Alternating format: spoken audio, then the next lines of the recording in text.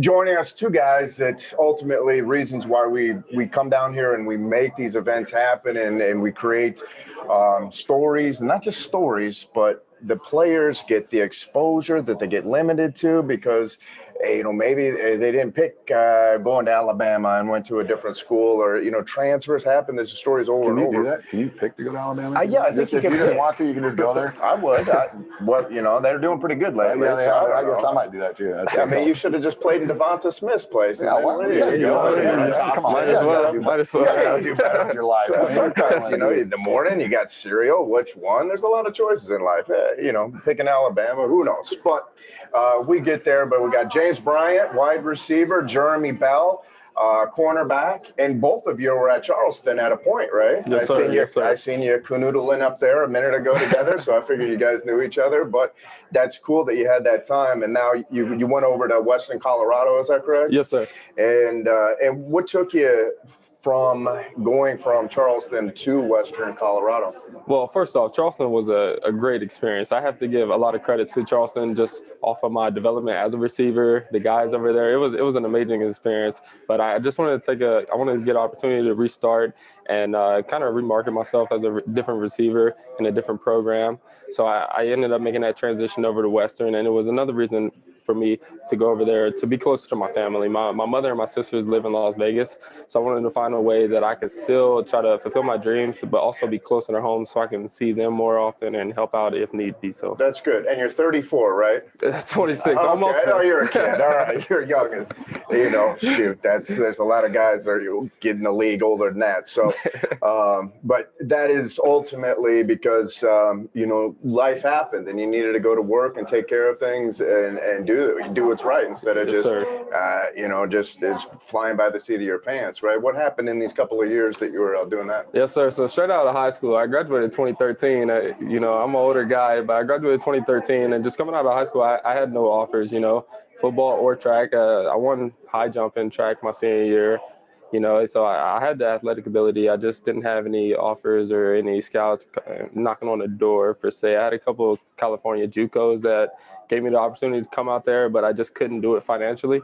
So those first 2.5 years before I got to Charleston in the fall of 2015, I was just working, mainly on the Strip. I was working for a bunch of timeshares out there, and then I ended up working as an usher at the Venetian and Palazzo. So that was pretty cool. I got to meet a lot of celebrities and stuff out there. We'll talk off here, all right? So good. Put that down. That's VIP for James. But it was an experience. I spent a lot of late nights, staying up, just dropping a couple tears, praying every night. I just wanted to, live out my dreams.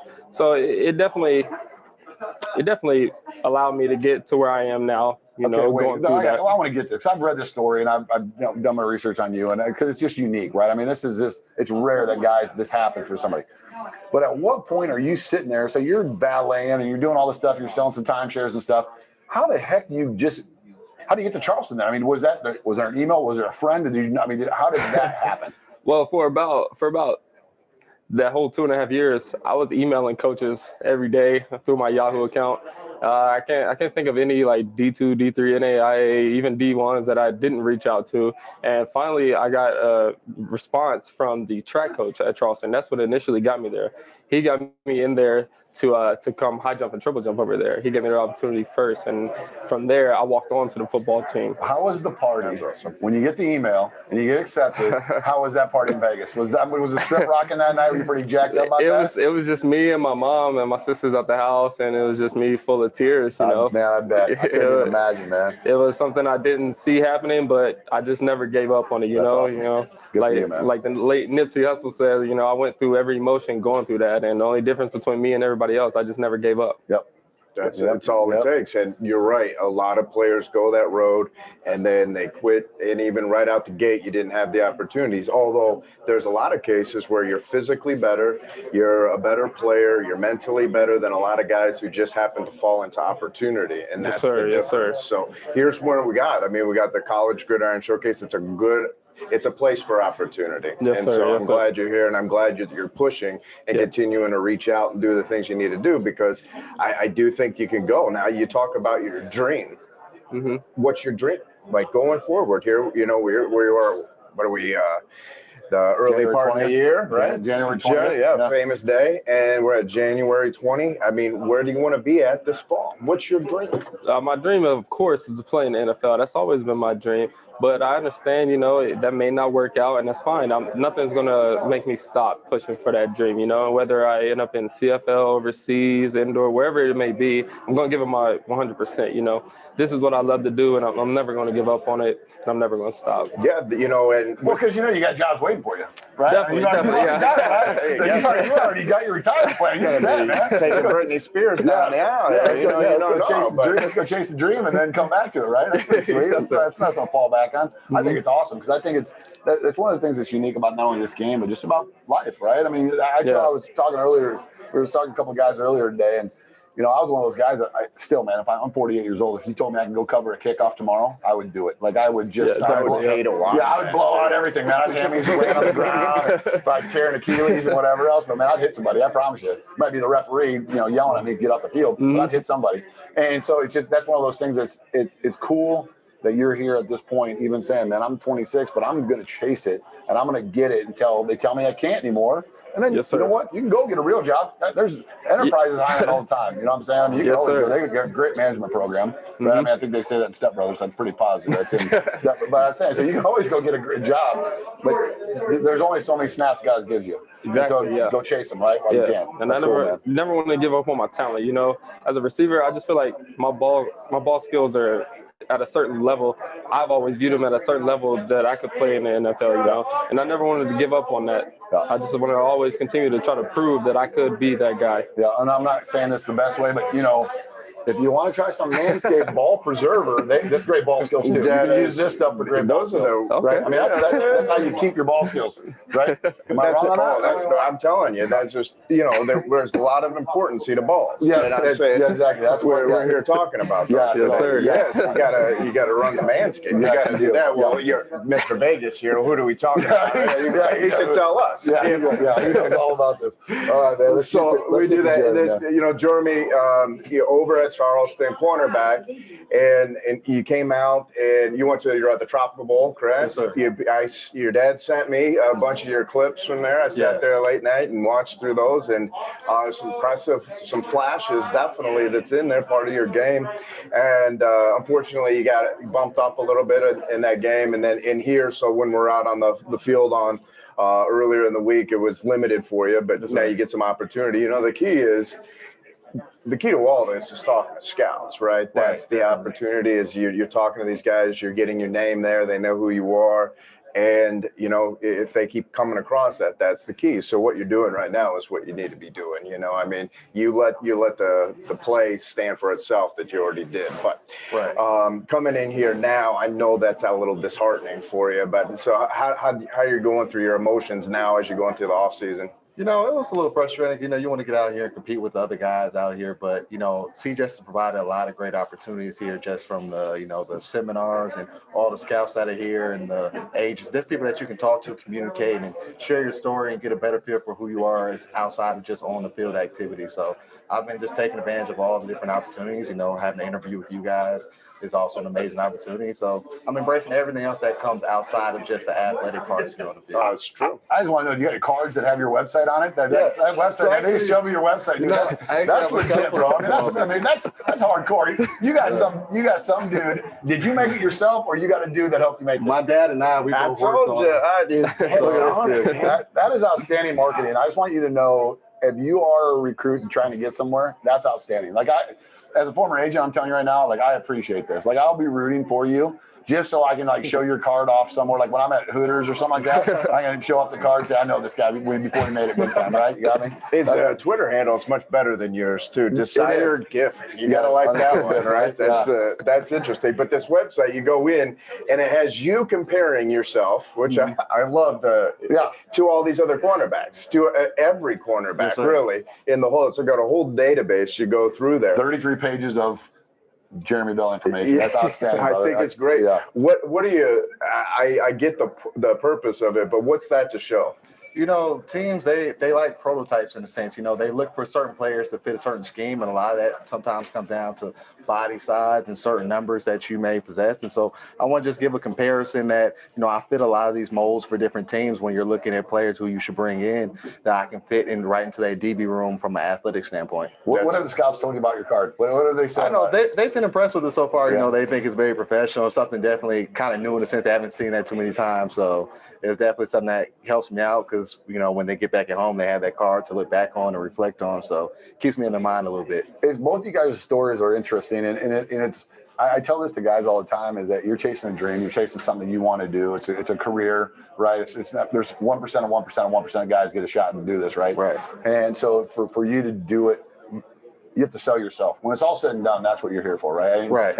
And there's 32 teams here, right? And there's 120 scouts or whatever else, but that's 120 different opinions. All you need is one, right? I mean, you just need one dude that pulls this card up and says, you know what, man, we're sitting there and we're looking for a free agent corner. All right, well, I got a guy. I got the guy for us, right? I mean, so the fact that you guys are doing this and chasing this is, I mean, that's all you can ask for. And I applaud you and commend you for doing it. I thank you for joining us on this, and that's awesome, man. I just think I just get excited for football guys chasing football dreams, man, because it's just, there's a lot of dudes that say they want to. Like, I give it to everybody. When a guy gets up there and asks him what his attributes are, if a dude says I work hard, you better. I mean, I don't ever want to hear that answer. Like, I hate that answer. Not that you have to work hard. Everyone that plays in the NFL works hard. But what are you doing different on top of that hard work to separate yourself? And you guys are both committed to it, and I appreciate that. I do. I like that. And, you know, with that said, I just want to bring it back to you and say, all right, I think either one of you, if you were the 53rd guy, that would be good with you. You would be happy about that. And maybe from 53, then you can work yourself up to maybe be the 22nd guy, or, you know, on a roster like that.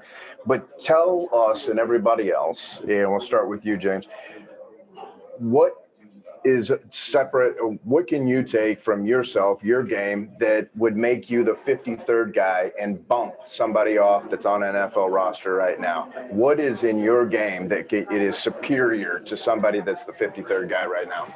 Well, I'm definitely not going to say hardworking. Thank you. Quick learner. Yes. But other than my attributes on the offensive side, I'm willing to do whatever it takes to get on special teams as well. You know, I want to help the team as much as I can. You know, I understand that it's not just about me; it's about the team, especially on at that level. You know, it takes every guy to do their job to make the dream work. You know, so with me, you're getting a guy that is going to bust his butt every day and do whatever it takes to get the job done to help the team out. And then on the offensive side, you know, I just feel like I am that perfect guy you can depend on, second and long, third down, that guy to get the first down. I'm a great possession receiver with sure hands. So I'm someone that the coaches and the team can trust in. You can trust on me to do my job. You can trust on me to help the team however I can. Well, they're always looking for guys to go flying through the middle. Yes, they are. It's tough. It's not for the weak of heart, for sure. Yeah, that's right. And then, Jeremy, you know, and on the defensive side of the ball, there's a lot, especially in the defensive backfield, there's teams like versatility, right? And you know that. And so a lot of corners at this level get moved to safety, and not a lot of safeties get moved to corner. Now, I know the paydays and the franchise tag numbers, and you'd rather be a cornerback for as long as you can, right? And you can always become a safety. But as far as the versatilities you go, where couldn't you play on that defensive backfield? Honestly, I feel like I provide the versatility to play in all the different positions, whether it's outside or in the nickel or even at safety. You know, I feel like I have the height and size to move around well in the field and compete in different matchups. And so I think that helps me when it comes to marketing, when you're looking for a player that you can plug in on first, second down, third down, long and short. And if you read his website, you'd already know all this, because he has it all literally Talk about not doing your homework. Yeah, everywhere he literally can play. There's actually a page for him playing nose tackle. I'm pretty positive. Right here. He goes a comparable Aaron Donald and then Jeremy Bell. I think he's got that comparison in there. I'm pretty positive that's in there. Yeah, that's just great. Yeah, I mean, those two things. Same question, Jeremy. I mean, you know, you got that. We talked about the versatility, and you're all matched up, so maybe you're ahead of this question. You take a team.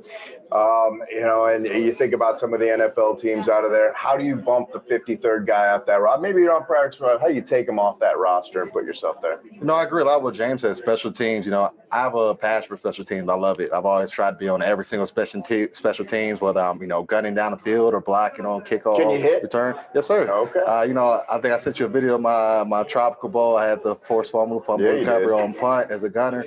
But I love special teams, and you know, when you're coming down to those final spots, you're looking for players that can provide outside of just defense. So if I can provide on special teams as well, that gives me a better chance of making that 53-man roster. Well, heck, we had the guy, the All-Pro gunner Ozawinski, right, from the New England Patriots, was here last year, and now he's All-Pro and Pro Bowl type representative. So I mean, you're right. Special teams is a difference maker in the NFL, and that's right. And guys need that. Those lifetime special teamers, in a sense. Even you got them on the roster, a couple injuries, and you're in the game quick. And they come in, they blitz, they do all the different stuff. But they've made hell of a careers. You look at Slater, you look at some of the different guys that are just on the gunner side, let alone the punt returners and everything else. But man, you can make a hell of a career on that side too. And then you know what? You're a play away, right, from either getting bumped up on the roster or starting in that game. Exactly. Look at these playoffs. I mean, we've seen some guys you never thought you'd hear the names in these playoffs. So things happen, and all you have to do is keep pushing forward to your dream.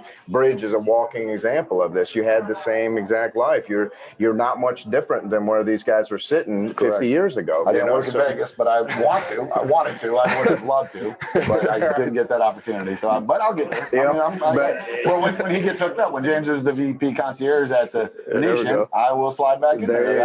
I got my retirement home. I'll be hanging out in my Speedo at the pool side, chilling, and have a great time. And we've had some conversations about this your time in the league, and the one thing that was notable about it was that you said that you would do it all over again in a second. Yep.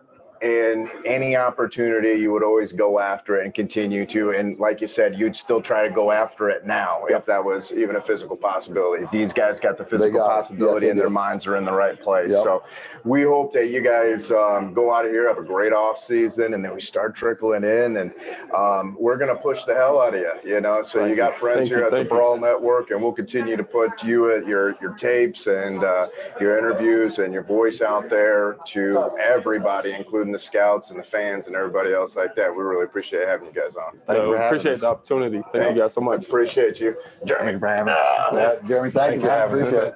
I'm looking forward to digging into the 33 pages